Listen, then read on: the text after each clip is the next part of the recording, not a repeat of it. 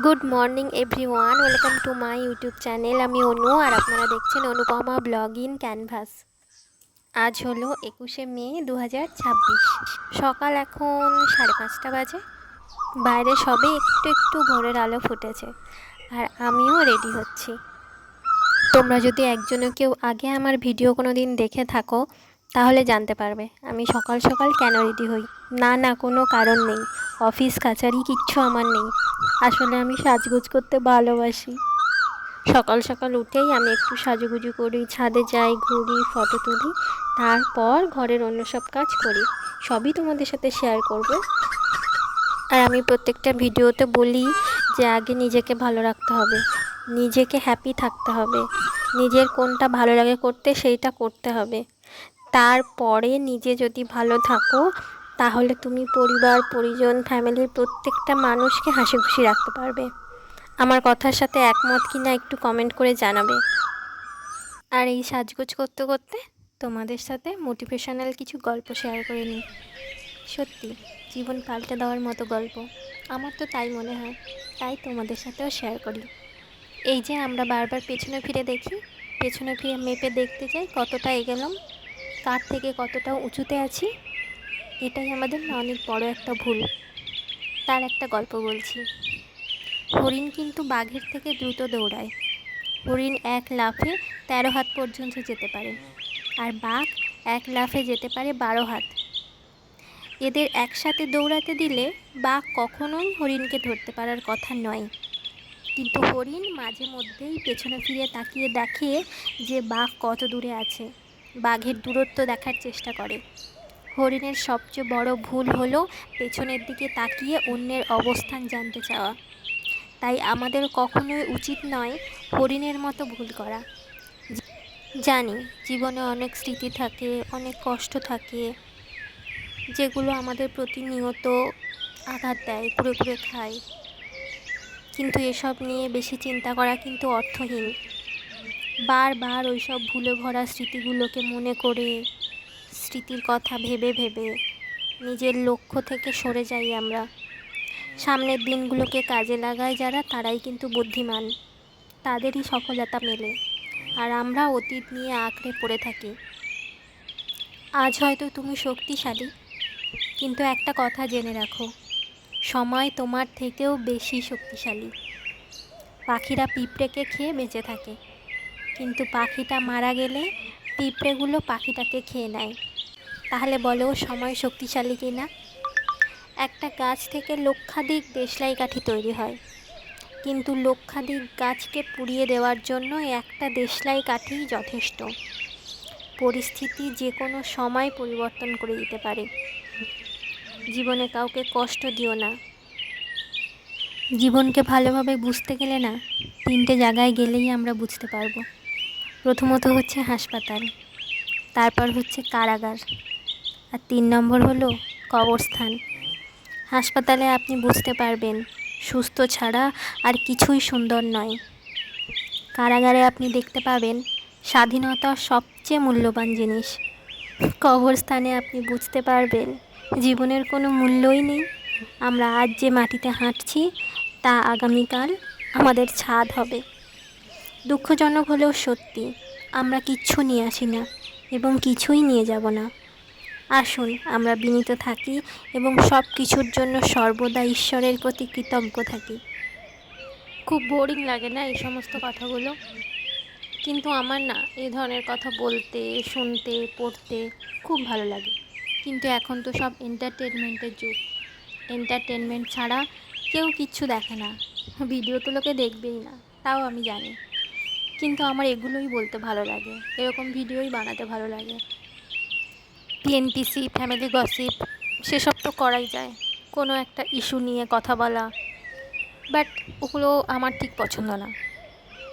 যে কথায় মানুষ একটু দৃঢ় হবে, আত্মবিশ্বাস বাড়বে, নিজেকে ভালো রাখার একটা চাবিকাঠি খুঁজে পাবে, সেই ধরনের কথা বলতেই আমার বেশি ভালো লাগে। তো যাই হোক, অনেক কথা বললাম, কেউ কিছু মনে করো না এত কথা বলছি বলে। বাট এই দেখো আমার সাজগোজটাও হয়ে গেছে, আমি একটু ঢং করে নিচ্ছি ক্যামেরার সামনে।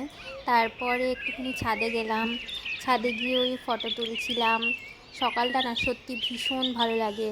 আর পাখি, শুধু পাখির ডাক আর পাখির ডাক। আমি প্রত্যেকটা ভিডিওতেই বলি যে গ্রামের পরিবেশটা আমার ভীষণ ভালো লাগে। পড়াশোনার কারণে আমি বহু বছর কলকাতায় থেকেছি, ভালো লাগে না বলবো না, ভালো লেগেছে। কিন্তু ফিরে এসে, যতবার ফিরে এসেছি আর আমার যেতে ইচ্ছে করতো না, মনে হতো এখানেই থেকে যাই, এত সুন্দর পরিবেশ। এটা অবশ্যই ঠিক যে কলকাতায় কাজের সুবিধা, ডাক্তার দেখানো বা স্কুল কলেজ এগুলোর সুবিধা অনেক বেশি গ্রামের থেকে, কিন্তু পরিবেশটা না, গ্রামের পরিবেশটা দারুণ। আর আমার বাড়ি তো হচ্ছে সুন্দরবনের দিকে, তো এখানে গাছ আর পাখি আর হাওয়া বাতাস এই সবই আছে। তো তারপর তো রুমে চলে এলাম। তারপর দেখো কত শাড়ি আমি ছড়িয়েছি, 7-8টা শাড়ি ছড়িয়েছি। মার শাড়ি আছে দুটো, আমার শাড়ি আছে। তো এগুলো সব এখন আমাকে গোছাতে হবে ঝটপট, না হলে মা ভীষণ বকবে আমাকে সত্যি। আর আমি ঘর টর একদমই গুছিয়ে রাখি না, ছড়িয়ে ফেলতে পারি, মা গোছায় আর আমি এসে এসে ছড়াই। তো যাই হোক, যেটা পারি না সেটা পারি না, মিথ্যে বলার কিছু নেই। মানে টুকটাক কাজ চলার মতো পারি, কিন্তু দেখো আমি কিন্তু একদম সেই ক্লাস 5 থেকে হোস্টেলে থাকি।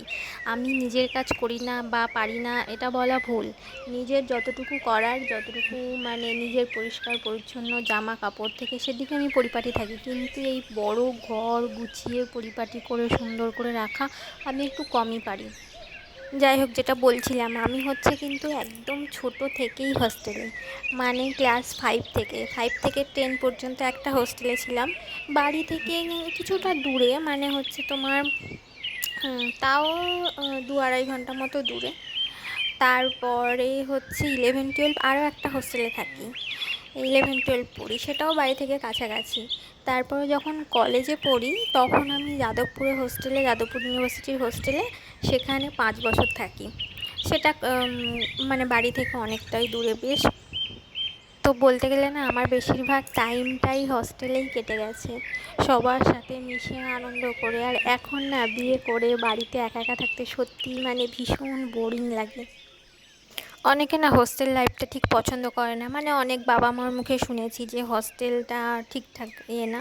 হ্যাঁ, জানি যে বাড়িতে গাইড করা যায় বেশি, কিন্তু হোস্টেলে থাকলে না আমার মনে হয়, মানে কি বলতো, মানে অনেক তাড়াতাড়ি মানে বড় হওয়া যায়। বাড়িতে থাকলে না মানুষ, মানে বাবা মা বাচ্চাদের তো ভীষণ ভালোবাসে, তো তাদেরকে একদম ছোট বানিয়েই রেখে দেয়।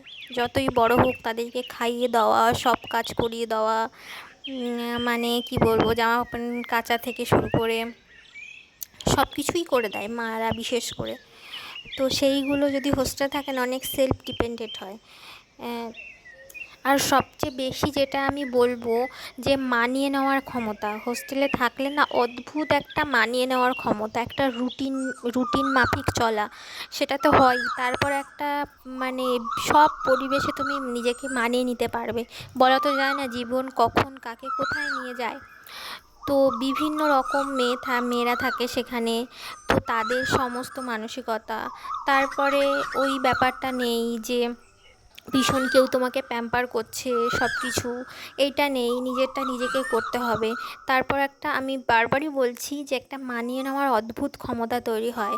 আরও যারা বেশি দিন হস্টেলে থাকে, আমি ধরো কত বছর হস্টেলে আছি, ওদিকে 5, 6, 7, 13 বছর আমি হস্টেলে ছিলাম। তো যাই হোক, সব মিলিয়ে আমার হস্টেল অভিজ্ঞতাটা ভীষণ ভালো, আমি ভীষণ মিস করি।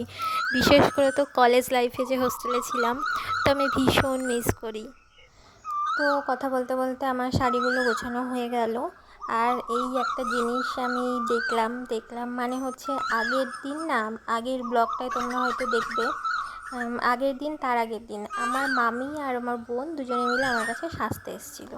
তো ওদের একটা রিসেপশান ছিল, সেই জন্য আমার কাছে সাজগোজ করতে এসেছিলো। মানে সাজগোজ করে এতটাই হ্যাপি, বা মানে এতটাই এক্সাইটমেন্ট, মামি সোনার কানেরটা এর মধ্যে ফেলে দিয়ে চলে গেছে। একবারও ফোন করে আমাকে জিজ্ঞেসও করেনি যে মোনা কানেরটা আছে নাকি, সোনার কানের। দেখতেই পাচ্ছ বিভিন্ন ওই মানে কসমেটিক্স জুয়েলারি ছিল, তার মধ্যে ওটা ওরকম ফেলে দিয়ে চলে গেছে। তো আমি সব কিছু গুছিয়ে রেখেছিলাম, ওইগুলো ছড়ানোই ছিল।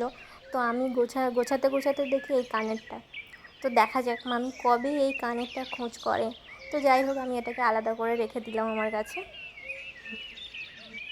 আর আমি না প্রতিদিন ব্লগটা স্টার্ট করার সময় মানে ভয়েস ওভার দেওয়ার সময় করে তো নিই যা হোক করে, তখন আমি ভাবি আমি কি বলবো, বাট যখন ভয়েস ওভার দিতে একবার শুরু করি তখন যে আমার কাছে কত কথা বলার মতো থাকে, তখন আর শেষ করতে পারি না যে কোনটা বলবো আর কোনটা না বলবো।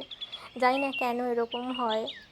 তো তারপর নিচে গেলাম, নিচে গিয়ে দেখি মা হচ্ছে শাড়ি, প্রচুর অনেক শাড়ি টাড়ি ধুয়েছে, তো শাড়িতে মার দিচ্ছে।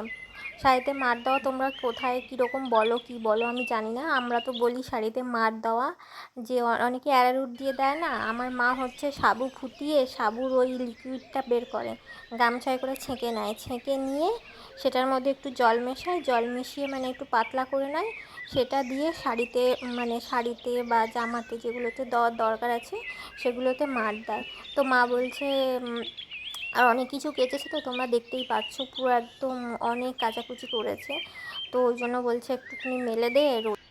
এত রোদে মা আর পারছে না। আর সত্যি তাই, এত রোদ পড়েছে বাইরে, মানে রোদের সময় বাইরে বেরোনো এখন পুরো একদম অসম্ভব ব্যাপার। কিন্তু আমাদের এখানে সত্যি কথা বলতে রোদ আছে ঠিক আছে, গরম আছে, কিন্তু হাওয়াটাও সেই পরিমাণেই আছে। মানে ছাওয়ায় যদি বসে থাকা যায় কোনো গাছতলায় বা কিছু, না সত্যি মানে ঝড়ের মতো হাওয়া, আর তোমার গরমই লাগবে না। বাট ঘরের ভিতর থাকলে হাওয়া যদি না ঢোকে তাহলে গরম লাগবে। ফ্যান আছে সেটা আলাদা কথা, মানে আমি এমনি আর কি বলছি যে এমনি হাওয়াটা এখানে কিন্তু আছে ভালোই। তো ওই জন্য আমিও শাড়িগুলো মার মেলে দিচ্ছিলাম।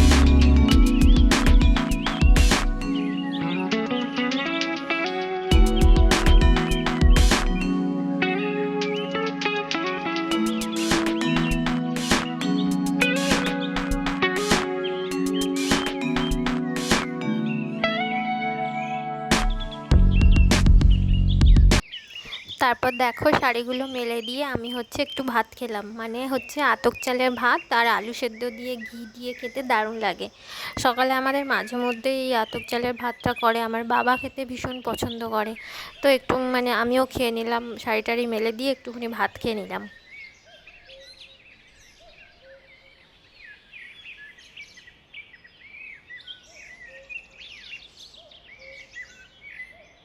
মার সাথে গল্প করছিলাম, কত রকমের গল্প, এখন বিয়ে হয়েছে নতুন শ্বশুরবাড়ির গল্প মাও জিজ্ঞেস করে, তো যাই হোক সেই সব গল্প করতে করতে ভাতটা খেয়ে নিলাম।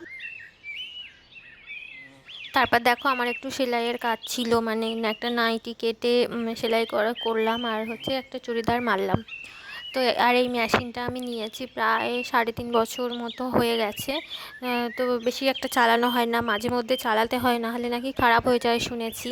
তো মানে বাড়িতে টুকটাক অনেক রকমই সেলাই করার জন্য, মানে ঘরে ধরো বালিশের ওয়ার বানানো, ঘরে চুড়িদারের সাইড মারা, গামছা সেলাই, মানে যেগুলো মানে ঘরে টুকটাক একটু একটুর জন্য কি আর টেলারের কাছে সবসময় যাওয়া যায়, সেই জন্য এগুলো ভীষণ মানে সুবিধা আর কি। তো যাই হোক, কত তখন মনে হয় ওই 10,000 টাকা মতো নিয়েছিল, কিন্তু প্রফেশনালি যদি এতে কাজ করা যায় তাহলে মনে হয় অতটাও ঠিকঠাক হবে না। তো আমিও টুকটাক কাজ পারি, কিন্তু মানে ব্লাউজ ট্লাউজ কাটাতে পারি, কিন্তু একদম সুন্দর করে সব রকম ডিজাইন দিয়ে আমি কাটাতে পারি না। তো সেই জন্য আমাকে টেলারের কাছে যেতে হয়, নাহলে বাদ বাকি সব কাজই মোটামুটি আমি এতেই মানে করে নিতে পারি আর কি। তো আমি আমার ভিডিওটা আর বড় করব না, তো তোমাদেরকে বলছি যে তো আর আজকে সারাদিনে তেমন কোথাও কোনো যাওয়ার নেই, বাড়িতেই থাকবো, খাওয়া দাওয়া করবো, ঘুমাবো, এইসব করব। তো ওই জন্য আমি ভিডিওটা আর বড় করছি না বেকার বেকার। ওই ভালো থেকো, সুস্থ থেকো। আর এতক্ষণ পর্যন্ত যদি কেউ দেখো আমার ভিডিওটা, তাহলে তাদের তো আমি ভীষণ অনেক অনেক ধন্যবাদ। আর হচ্ছে একটা লাইক করে দিও, আর ভালো লাগলে সাথে থেকে যেও। আর তোমরাও খুব ভালো থেকো, সুস্থ থেকো, সুন্দর থাকো। টাটা।